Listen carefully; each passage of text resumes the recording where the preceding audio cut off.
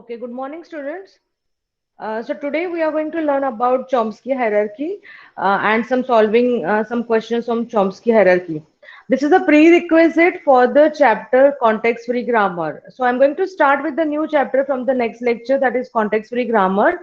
In order to understand context-free grammar, you need to have an idea about different types of grammars and different types of languages. Okay, so I am conducting the class again. Please understand and listen carefully so that at the end of the lecture you should be able to answer the quiz questions. Okay, and so that once you understand today's lecture about the languages and grammars, then it will be easy for you to understand CFG part. Okay, the next chapter is based on the basic concepts which I'm going to tell you again in today's lecture. Okay, so let's start with this revision of Chomsky hierarchy. This Chomsky is a person who has worked on designing of programming languages and grammars. He studied on the formal languages. Formal language is a language that is understood by the computer. Okay, so when anyone is going to design a new language, he has to define the grammar for the language. Every language has the grammar. Okay, every language has the grammar, and every language has a set of words. Okay, so if you are having your own language, the language will have a set of words, and the words are formed or the sentences are formed by following the grammar of that particular language. So similar is the case for the computer formal languages. You have a language, language will have the grammar, language will contain a set of words, and the sentences are formed by following the grammar. Okay, so like this for our programming languages or formal languages also we have the grammar. Grammar G is called as VTPS. It is a group of 4 elements: variable, terminal symbols, production rules, and starting symbol. So we group together all these 4 elements to define the grammar for the language, and the words of the languages or the string belonging to the language is formed by following the rules which are given by the grammar. Okay, so this is the basic concept behind all this. Okay, I'll just repeat this again. You have a language, you have a language, the language will have the grammar, and the language has the set of words, and all the set of words are formed by following the grammar, so that they belong to that particular language. Okay, so by following this particular concept, all the formal languages are used.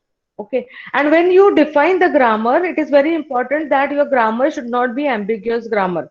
Ambiguous means one word and having different meanings. Okay, so it should not be ambiguous, like computer should know exactly what is to be done at a particular moment. Okay, so in real world, in the natural languages, we use ambiguous words, but with reference to the context, we understand. Human brain is so intelligent that it can understand the meaning of the word in that particular context. Okay, so that's why natural language processing is very much challenging because of the ambiguity of the natural languages. But for the formal language, when you define the language, the grammar should be defined in such a way that there is no ambiguity.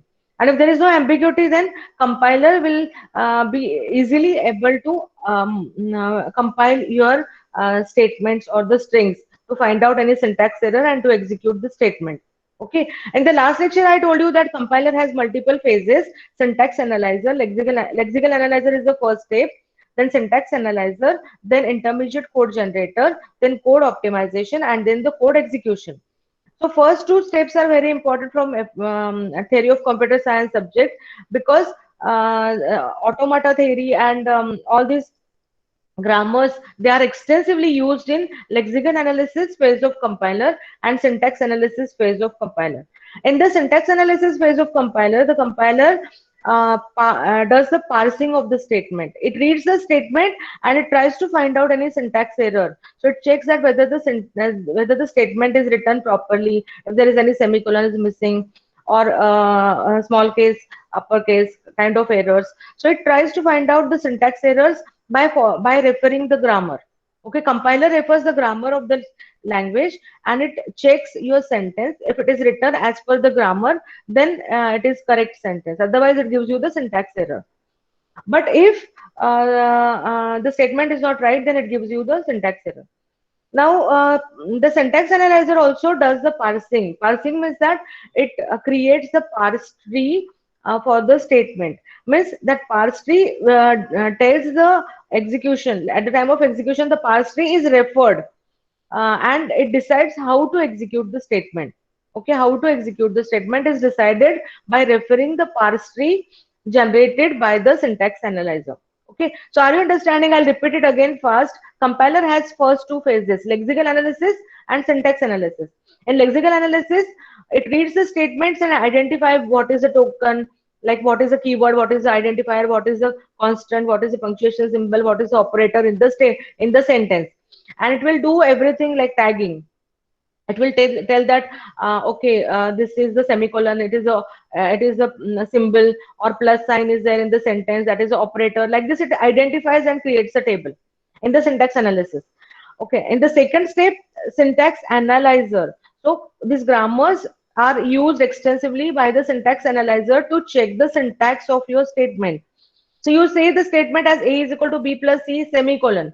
If the statement is right as per the syntax, then the compiler checks for the does the compiler creates the parse tree, and it will tell the runtime environment that you add B into C and assign that value to A. That is expressed by using the parse tree. Okay, so parse tree is also generated by the syntax analyzer, and to generate the parse tree, your syntax analyzer refers to the grammar of the language. Okay, so I have already told you this last time. Let's go quickly through the Chomsky hierarchy part. Remember all these important things which I am going to tell you now. Chomsky hierarchy. Chomsky is the name of the scientist. He has done the classification of grammars to generate formal languages. So all the grammars are classified into four types of grammars: type 0, 1, 2, and 3. A grammar is defined as VTPS, that is variable terminal symbols, production symbols, and production rules, and S is a starting symbol. So V is a set of variables. T, for example, they are represented by capital letters. T is a set of terminal symbols, and they are the words of the language are made up of the symbols of this particular set. P is a set of production rules. Capital T is defined by using the small case letters, and capital P is a set of production rules, and capital S is the starting symbol. Okay, so grammar is VTPS. Everything is capital. G, V, T, P, and S is capital. Variables are represented using capital letters. T, terminal symbols are represented using small case letters. P is a set of production rules. S is the starting symbol. I've told you the one example of the language. Suppose my language is A raised to N, B A raised to N, means the number of A's to the left and number of A's to the right are equal. Means my language has the set of words like this. These are the set of words. A, B, A belongs to this language, because this word is formed by following the definition of the language and the grammar of the language. Double A, B, double A is also belonging to the language. Triple A, B, triple A belonging to the language. Like this, all these words, they belong to this particular language. Now, how to visualize this? By using a parse tree. Suppose consider the, okay, don't consider this. Consider this double A, B, double A. Okay, consider the string double A, B, double A. In this double A, B, double A, we can write the parse tree. In this grammar, we always start from the starting symbol. So start from the starting symbol S. Then I can apply a rule like this, like S is equal to A, C, A. Okay, I have another variable capital C. So I say that my S is equal to A, C, A. So left side 1A and right side 1A. So I define again C as A, C, A because it is a recursive method, and I want to generate the string double A, B, double A. So for that, now I have to stop because two A's are generated to the left hand side, two A's are generated to the right hand side. So I want to stop the recursion. So I'll say that C is equal to B. So this will be the parse tree for this particular word, double A, B, double A. Okay. So this is what I'm telling you, that this is the language. The language has a particular grammar, and these are the words of the language, and the word is formed by following the rules of the grammar, and this is the parse tree. So the compiler always generates a parse tree like this. Compiler also generate the parse tree like this that will be referred by the runtime environment to execute the statement. Okay, in the real world programming languages like C. And then I need to find out the designing a grammar means identifying the values of VTPS. So if I say P, what should be my P? So I'll say that my S is equal to ACA by looking at the parsity. S is equal to ACA. So I'll say that S is equal to ACA. So you have the left hand side and right hand side, and you say that S is a variable and it is derived as ACA. Now I have the another variable capital C.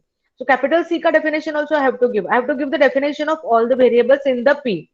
So I'll say that C is equal to ACA again, or to stop the recursion, it is small p. And then now I can identify what is my V, capital V. Capital V is a variable. So there are two variables, S and C. So whatever is there in this circle is called as variable. These are the nodes. These are the variables, and we have to resolve the variable. We have to find out the value of the variable. This variable is different than your C language variable. Okay, it is a non-terminal symbol in the parse tree.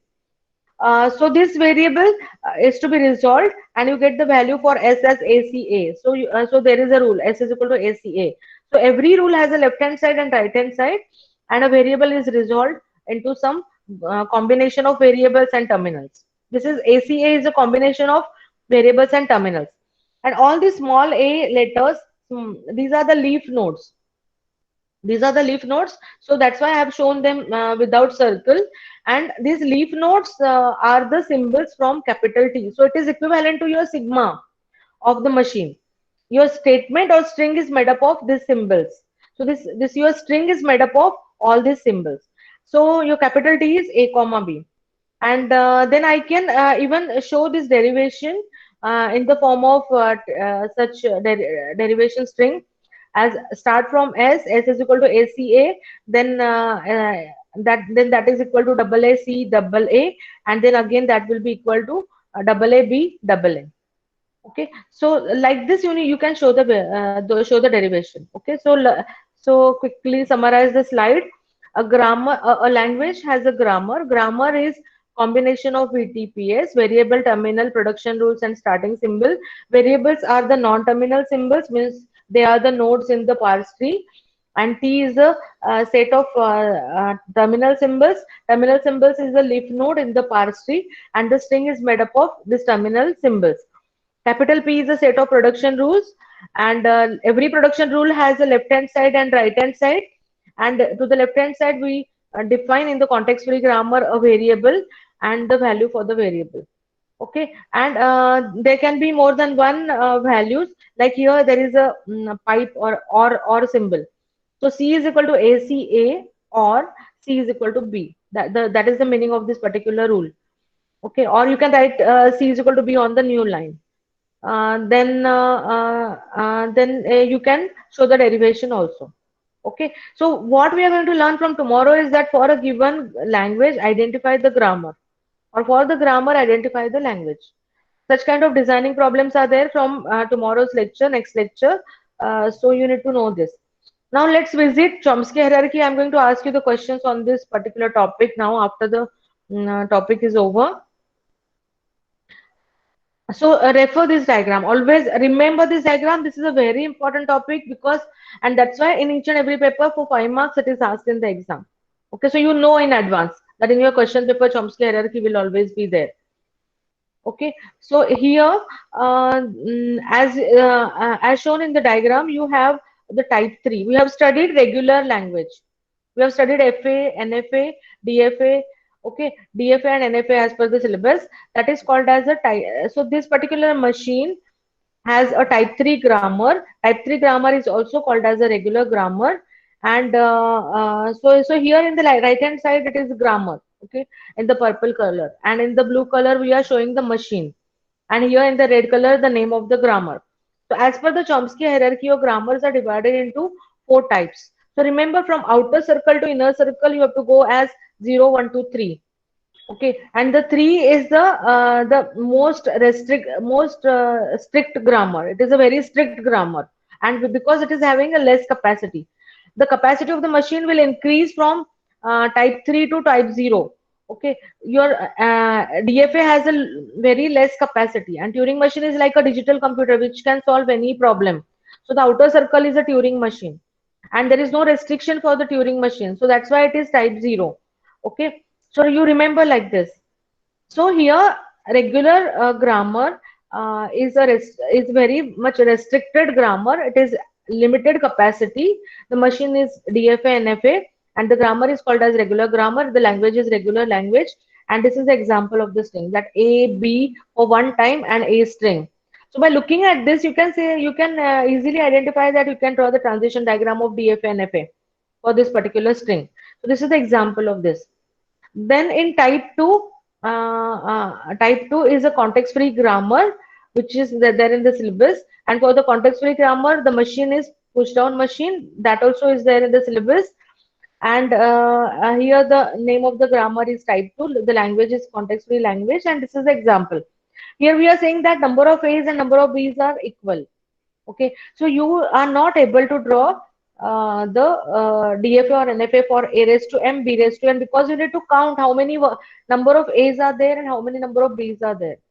That is not possible with DFA, NFA. So we need to have some machine which has more power than DFA, NFA, and that is push down machine. And that push down machine, with the help of a stack, they can solve this particular problem. Okay, and in using pumping lemma also we have studied that A raised to N, B raised to N is not a regular language. Okay, it is not a regular language. It is a context-free language. Okay, then the third type of grammar is a context-sensitive grammar, that is also called as type 1.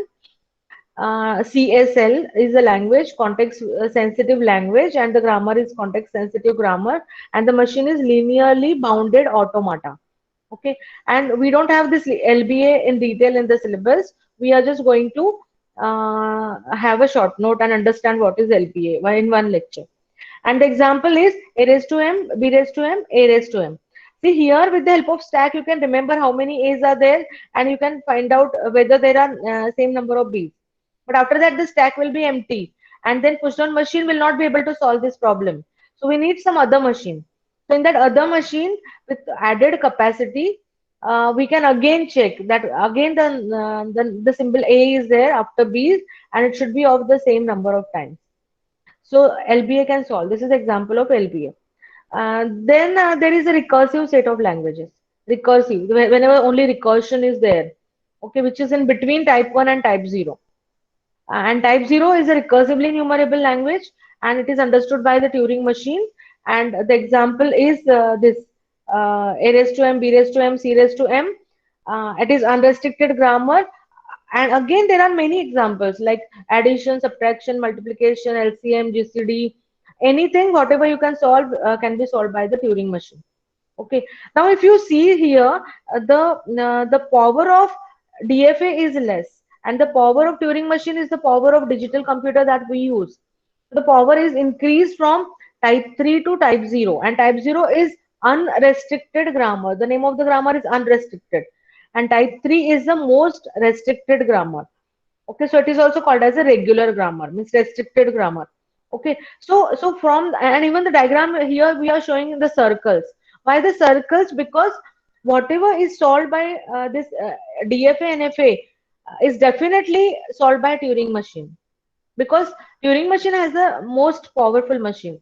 So anyone else like DFA or NFA or PDA or LBA, if they are able to do anything, that same thing can be performed by Turing machine. Turing machine can solve everything. So that's why it is outer circle. So it covers everything. Whatever all the problems are there, they can be solved by Turing machine. The problems which has solutions can be solved by Turing machine. But if any problem does not have any solution, then Turing machine also cannot solve it. Okay, means you can, if you take a paper pen and if you try to solve the problem, if it is not possible for you to get the solution for the problem, because the problem is a very hard problem, NP hard problem, which doesn't have any solution, then if you as a person we cannot solve solve the problem, the computer will also, because we will not be able to provide the algorithm, and the computer will also not be able to solve the problem. So the problem which is unsolvable is cannot be solved by Turing machine, but the problem which is solvable, means any problem in the universe which has a solution can be solved by Turing machine. It is the most powerful machine. Okay. Now these are the examples: 0, 1, 2, 3. Okay. So remember, the questions are there on this particular topic. Okay, a finite state machine, push down machine, linear bounded automata, Turing machine. And you start from here: 0, 1, 2, 3. 0 outside and type 3 inside.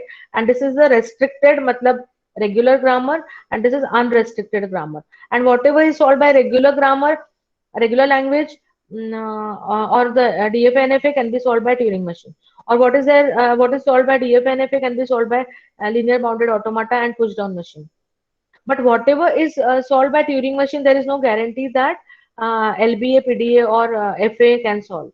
Okay, because there can be some set of problems which are not solvable by these three machines. Any doubt you can ask me. The problem which can be solved by FA can be solved by PDA, LBA, and Turing machine because they are powerful machines. So PDA ka circle is including FA ka circle. So what FA is doing, PDA is also doing, plus some extra. What now LBA is covering PDA and NFA also. So what PDA and FA are doing, LBA can do that plus extra, and TM can do whatever FA, PDA, and LBA can do plus some extra problems. Okay, so because the power is increased. So this is in the form of a diagram. So for the 5 marks question, you need to draw this diagram. Plus, you need to write down this information about every grammar. Okay, so you can prepare the table like this, where first three things are already mentioned in the diagram. That type 0 is unrestricted grammar, recursively enumerable language, and the machine is a Turing machine. Type 1 is a context-sensitive grammar, context-sensitive language, and linear bounded automata. Type 2 is context-free grammar, context-free language, push-down machine. And type 3 is a regular grammar, regular language, and FADFA, DFA and FA. But here the regular grammar can be of two types. It can be a left linear grammar or a right linear grammar. Okay. So I'll tell you about the meaning of this with respect to this grammar. Okay. So I think this is very easy to remember. First three lines, first 3 points. Okay. Now, this is also called as a restricted grammar. So let us see. We start from regular expression, regular grammar. Okay, type 3 we have already done. So I'll start with type 3.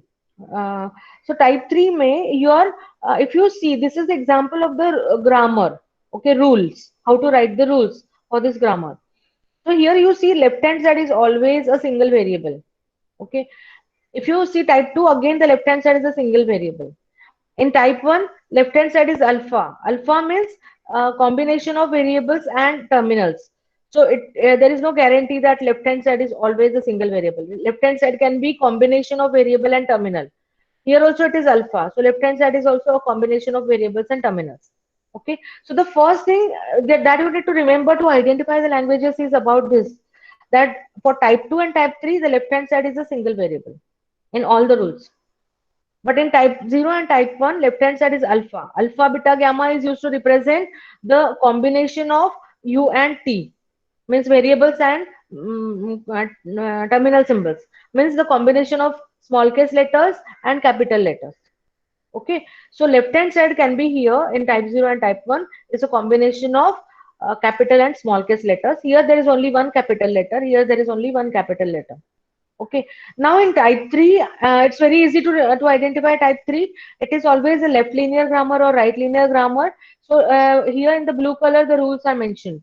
So what are the rules for type 3? Left hand side contains a single variable and right hand side can contain maximum one variable.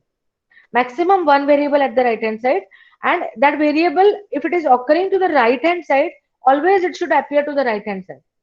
Or if it is occurring to the left hand side, always it should occur to the leftmost variable, leftmost symbol in the RHS.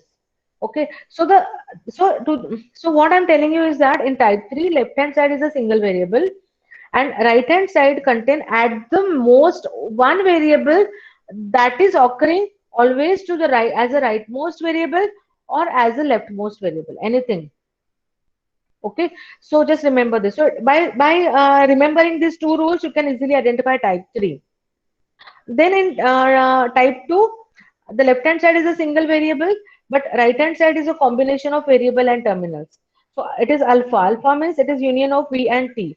So S can it is A is equal to a combination of variables and terminals, and there is no restriction that the variable should occur as a rightmost variable or to the leftmost variable. Variable can be there in the RHS at any place. Plus, there is one more rule that S can appear to right, that your starting symbol can occur in the right hand side. S can be present in the right hand side for context free grammar. So we are going to learn this in detail. Okay, this particular type 2 now. Then in type 1, your left hand side is a combination. Left hand side and right hand side is combination of variables and terminals. But the length of right hand side should be at least equal to left hand side. So the length of right hand side beta should be at least equal to the length of this. Okay. So here or it can be more than that. So means left hand side ka length cannot be smaller than the length of right hand side. It can be smaller. It cannot be greater. It cannot be greater. Okay, that is the length of alpha cannot be greater than beta. It is always less than or equal to beta. Then here also type 0 alpha tends to beta, means left hand side is a combination of variable terminals and right hand side is a combination of variables and terminals, and there are no restrictions. Anything can be there. Only alpha cannot be a empty symbol. This cap is also used to indicate the empty symbol. Only the alpha cannot be empty symbol. Okay, and then if with respect to the complexity, type 3 is a linear complexity order of n. Complexity is order of n cube. So more complex, this is more complex, NP complete, and this is undecidable. Okay, and these are the examples. Suppose your string is a raised to n b. We can draw DFA or NFA for this. N number of A's and then B. So it is equivalent to A star B. Okay, so the rule can be S is equal to AS. S is appearing to the right hand side and it is the rightmost symbol. Okay, then again I can to solve, so this is a recursion. To stop the recursion, I can say S is equal to B. So when I say S is equal to B, there will be a rightmost symbol B and number of A's will be there. Okay, so this is the grammar. So you refer the rules. Left hand side is a single variable and in the right hand side there can be maximum one variable, and if the variable is there, it is the rightmost variable. Okay, so if there is a question to identify the type of the grammar, always you should try to identify from type 3 because this is unrestricted. So type 3, type 0 includes 1 to 3. Type 1 includes 1 to 3 and type 2 includes 2, 3 and type 3 is only 3. So try to identify from 3 onwards. If it is 3, then stop. If it is not 3 language, then go for type 2. Check that whether the grammar is type 2. And if it is not type 2 and type 3, then check that whether it is type 1. And if it is not type 1, 2 and 3, then it is type 0 language or grammar. Okay, this way you have to solve the problems. Now the example for type 2 is A raised to n, B raised to n. So I can say that number of A's and number of B's are equal. So I'll say that I can have S as a starting symbol. S is equal to ASB. Okay, so number of A's and number of B's will be same. And to stop the recursion, I'll say that S is equal to AB. Okay, so here check the rules. Left hand side is a single variable, right hand side is a combination of variables and terminals, but S is occurring, not occurring as the rightmost symbol or leftmost symbol in all the rules. All the rules we need to check. But here you can have a rule S is equal to T star. That is allowed in all the grammars. So we ignore this and then we are looking at this rule. And here S is occurring in middle. So it is not a rightmost regular grammar, it is not a leftmost regular grammar, and it is a context-free grammar. Okay, now check for type 1. The example is A raised to n, B raised to n, C raised to n. I am having a sigma is equal to A comma B comma C, and these are the rules. Okay, so now in these rules, just check that whether what is the left hand side. See, in the rules, the left hand side is a combination of variables and terminals. Only first rule is having single variable, but some of the rules are having combination of variables and terminals. That means it is not 2 and 3. Okay, so now you check that whether it is a type 1 grammar or type 0 grammar. Okay. And then your right hand side is a combination of variables and terminals. And then for unrestricted grammar, it can be any type of rules. Okay. So this way you can identify. And now let's solve the problems. Okay. So I'll minimize. I'll show the problem. Okay. So this is the problem. Identify the grammar. Now you need to write down in the chat window. Your answers you need to write down in the chat window. I'll show the screen. This is the grammar. A is equal to BA. B is equal to C, capital C A. C is equal to A B C. Left hand side is a single variable. So it is either type 3 or type 2.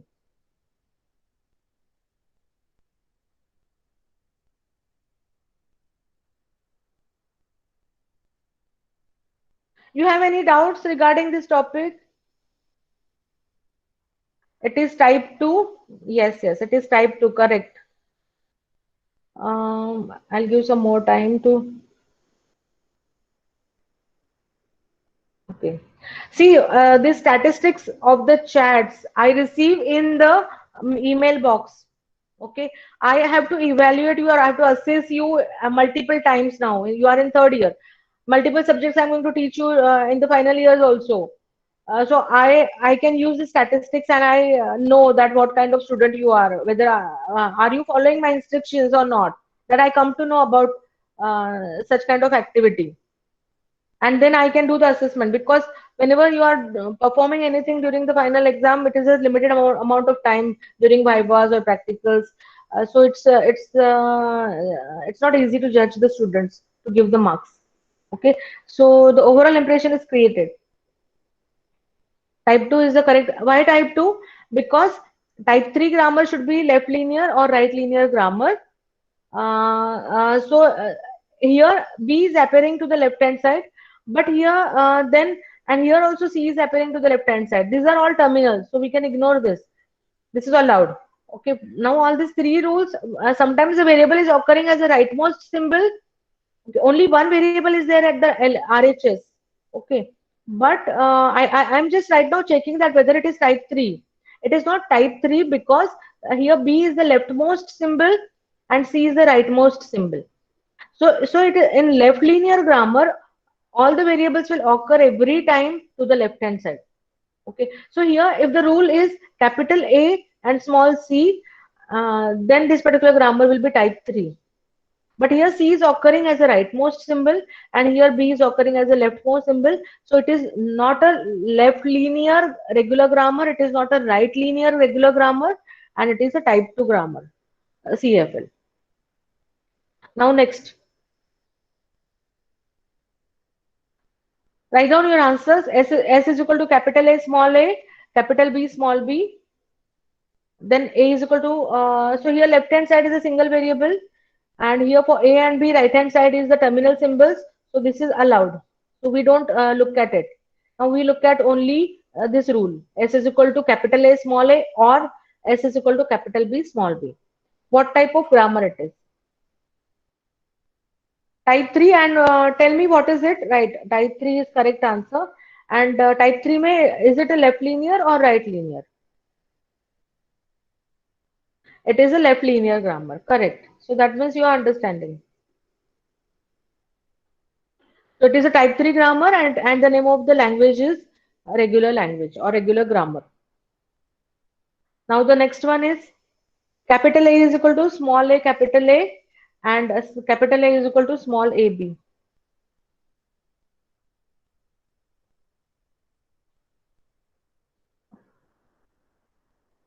Capital A is equal to small a capital A and capital A is equal to small a b. Start searching for type 3, because left hand side is a single variable. It can be either type 3 or type 2. And now what is type 3? If the variable is occurring to the right hand side, it should be always to the rightmost symbol or leftmost symbol. You have to ignore this particular rule. A is equal to a small a b is ignored.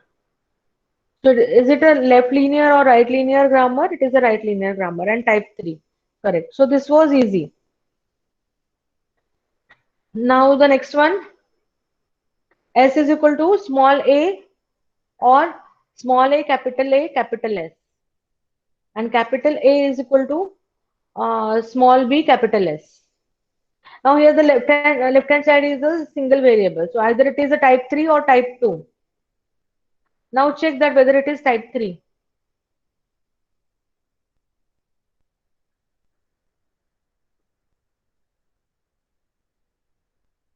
It is type 2. It is type 2 correct, because why it is type 2? Please give the explanation why it is type 2.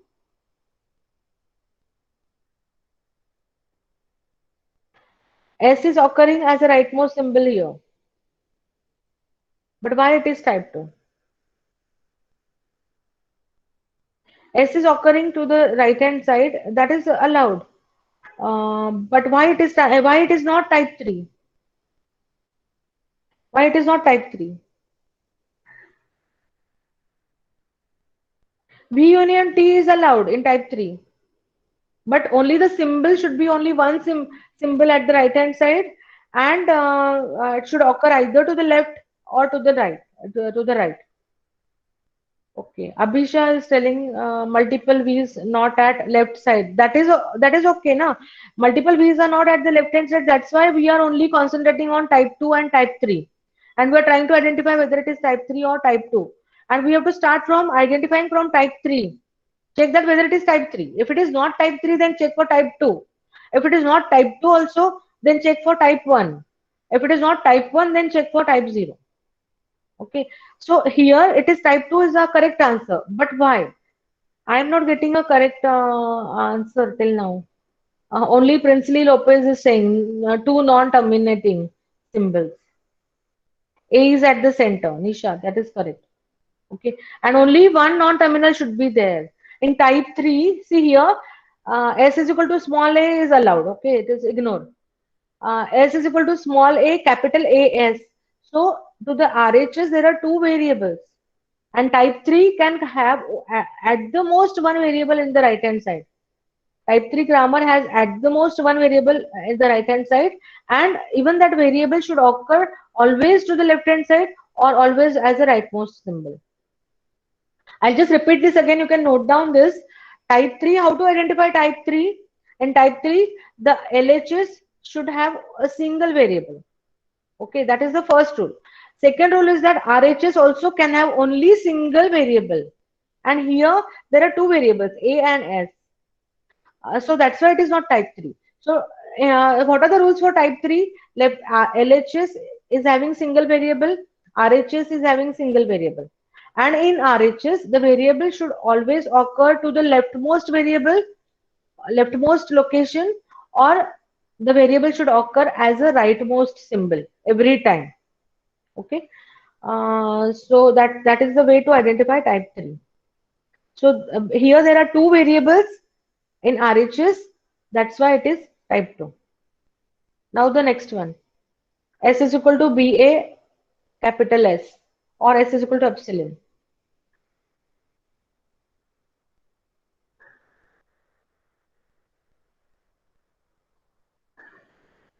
Yes, A is at the center is also correct answer. Because of that, it is type 2. S is equal to BA, capital S, epsilon. Type 3, right linear grammar. Correct. This was very simple example. And regular language. Okay, now here. Here check that whether it is type 3. It cannot be type 3 because here there are two variables. Okay. Now check that whether it is type 2. Type 2, it is not type 2 because here there are two variables. Now it can be either type 1 or type 0.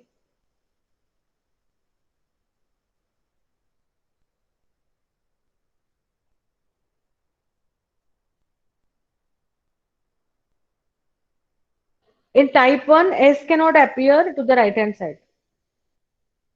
In type 0, S can, there are no restrictions. So if it is not type 1, then it is type 0. Type 0, there are no restrictions. So we just have to check whether it is type 1.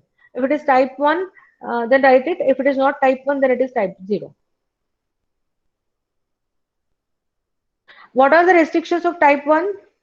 That alpha length of alpha should be less than or equal to length of beta. So here small b is equal to b capital B is allowed because the length of alpha, alpha means combination of variables and terminals.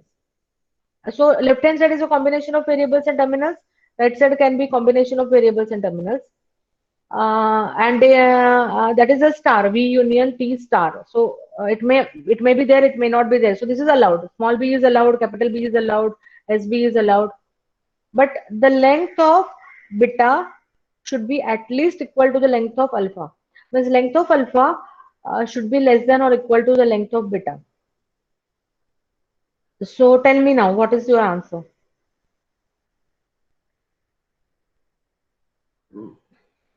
Type 0, correct. Why type 0? What is the reason for type 0? Because of which rule? First, second, third, fourth. Because of which rule it is type 0 and now not type 1? Rule number 1, 2, 3, 4. Divita is correct. Okay. So it is a second production rule in this particular set of rules that SB is equal to small b. Because of this, it is not type 1. It is type 0. Recursively numerable language. Now here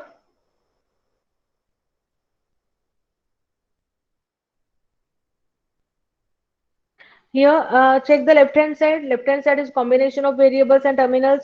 So it is not type 3. It is not type 2. So now we have to check for type 1. What is type 1? The length of LHS should be at least equal to the length of right hand side. So which is there everywhere.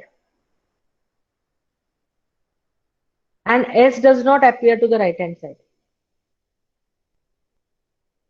These are the two things. So it is the type 1 grammar. Okay, it is the type 1 grammar. Correct.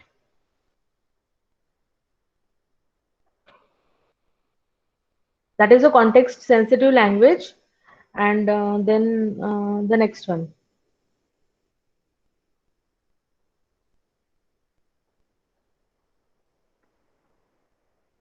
Next one, left hand side is a small single variable. So it can be either type 3 or type 2. Check for type 3. And type 3, what are the rules?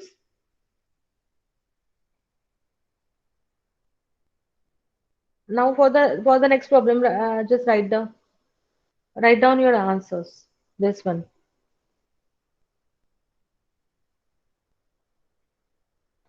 Whether it is type 3 or type 2.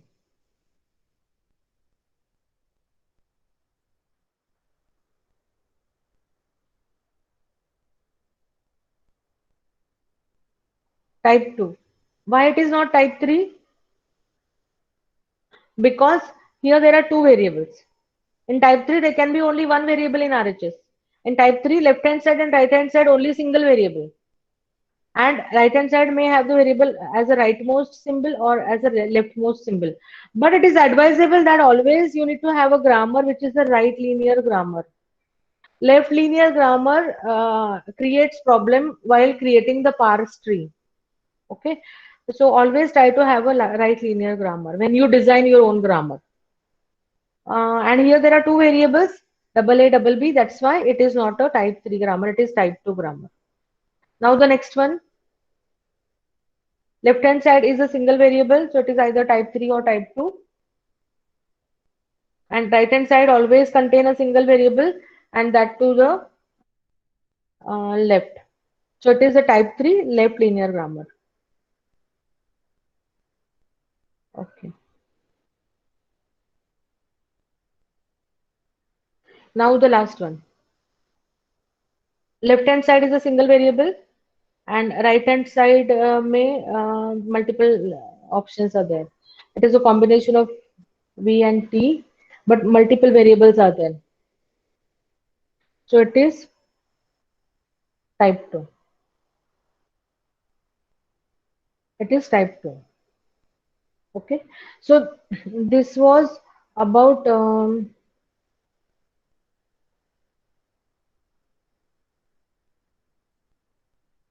This was about identification of the grammars.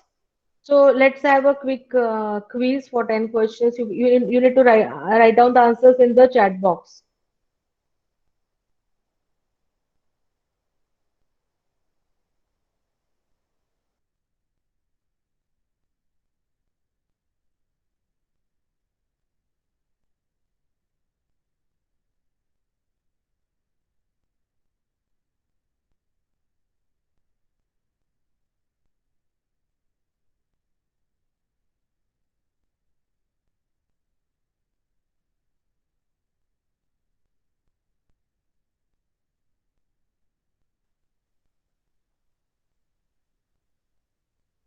Okay.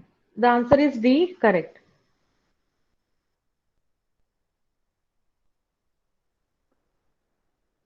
Now the next question.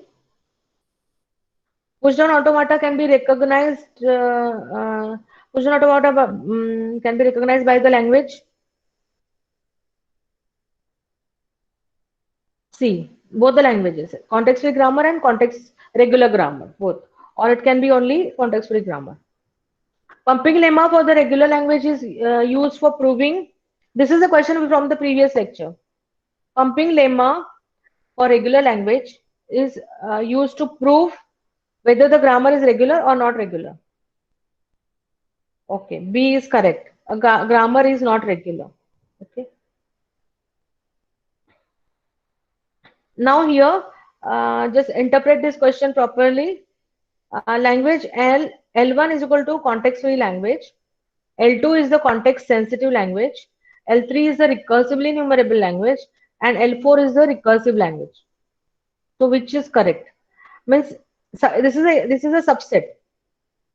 What is the outer circle? Outer circle is the set which will include all other sets. Outer circle means recursively enumerable. Then the inner circle is recursive. उसके अंदर का circle context sensitive, then context free, and then regular. So what is the correct answer? L4 is recursive. No, no, it is not A. It is not A. Recursive is inside recursively enumerable. So the answer is B. Recursive is inside recursively enumerable. Recursively enumerable is the outermost circle of Turing machine. So L3 is outmost. L3 है इधर तो L3 सबसे outer circle है. And then recursive, so L4 inside L3. So L3 then L4 और L4 के अंदर होगा L2 and then L1 means the answer is C. Answer is C. Okay. Remember the diagram. Remember the diagram. I'll show you the diagram. यहाँ पे क्या है recursively numerable और ये रिकर्सिव है उसके बीच में and then context sensitive context free and regular. Okay, so now the next question. The set given 0 raised to n, 1 raised to n, 2 raised to n.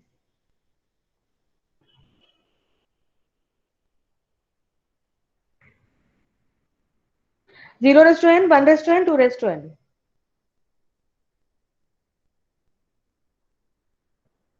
It is a context sensitive. Correct.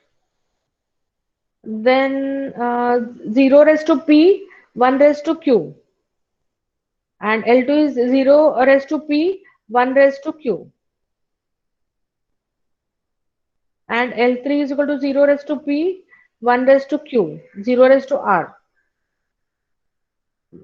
Because this is created in Google form, that's why it is looking like this. This is 0 raised to p, 1 raised to q. 0 raised to p, 1 raised to q. 0 raised to, but p is equal to q. And here 0 raised to q, 1 raised to q, 0 raised to r, and p is equal to q into r. So this is just given for confusion. That means here p, q, r are same. And here p and q are same. But here they are not same.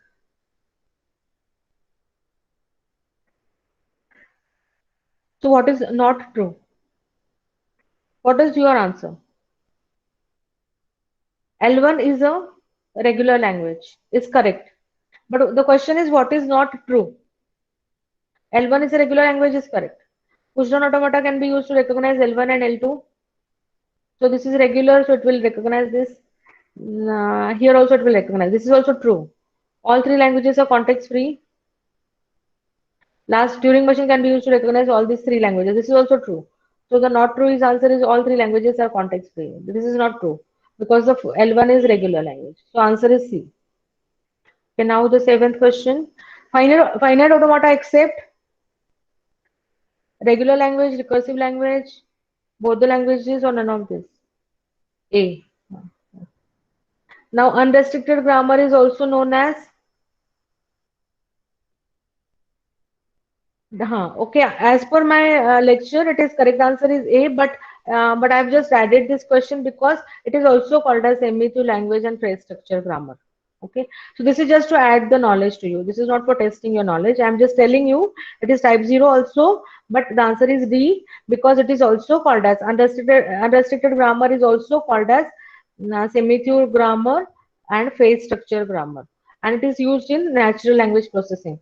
Because in natural language processing NLP, we are using digital computer and we try to identify the natural languages. And the natural languages are having unrestricted grammar because there is no strict grammar for any natural language. And there is lots of flexibility and lots of ambiguity is there. And it is also so it is called as a phrase structure, semi-few grammar. All three options are correct here. So the answer is D. And then the language generated by the following grammar. A0 is equal to A, small a capital A1, and A1 is equal to AB. Here A0 means it is a variable and A1 is also a variable. Okay, instead of using S, A, B, here the name given to the variable is A0. This is not a terminal symbol. A0 is a variable. So there are two variables to the left hand side, single variable to the left hand side. It is type 3. Correct. The last question. S is equal to 0 S1 AB is the first rule. Second rule is capital A is equal to 4A and capital B is equal to SA. Now they are asking you that what are the strings which are generated by this grammar? Is there any string generated by this grammar? So you have to go on applying the rules and try to check whether 0111 is possible to generate. So if you want to generate 01111, first rule is you have to always start from S. S is equal to 0 S1 AB. Now you don't want for anything for S, so it should be epsilon. तो वो तो rule है ही नहीं इधर. So you cannot say anything like ये तो generate नहीं हो सकता. The other is also not. So nothing can be generated. So none of this is the answer. Okay.